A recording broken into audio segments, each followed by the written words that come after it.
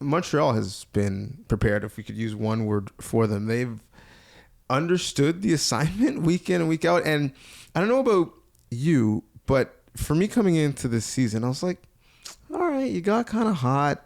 We lost some players to the NFL, to free agency, to indefinite suspension. Yep.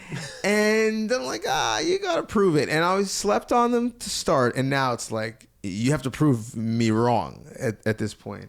13 straight, when you go back to last season, add in the postseason and the run just to make the playoffs, quite frankly, at the end of the regular season. It's the longest streak in Owls history. Are we going streaking with the Owls? Like, are you a believer at this point? I think I have to be. Like you said, I don't think it's hard not to be at this point. And like you said as well, I think that was the biggest question kind of coming into the season was, especially on offense, how would they replace William Stanback, Austin Mack? And that's been the most impressive part, I think, because I think we knew how good their defense was, but to see Walter Fletcher and Tyson Philpott become one of the best receivers, if not the best receiver in the league, and then Keon Julian Grant healthy, Cole Speaker, like all of these guys on their roster. They didn't have to go out and get anyone.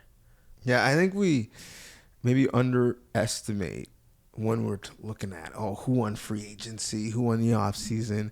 We underestimate internal improvement, just year in, year out growth. And that's what they've got from their Canadians across the board. Certainly, as you mentioned, from the receivers. And on that offense, you're looking at 30-point games back-to-back. And I think we also sleep on, and it's the reason why they got hot late and are still good. Everything was new last year. They didn't have a full offseason. They were the last team to get a coach.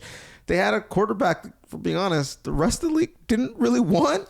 And so now you've got more time, for Moss and his staff to implement their system and get comfortable offensively, because to your point, the defense was good for a while. So I don't want to give away my pick, but I'm going to give away my pick. I'm not picking Montreal to lose until they lose, quite frankly.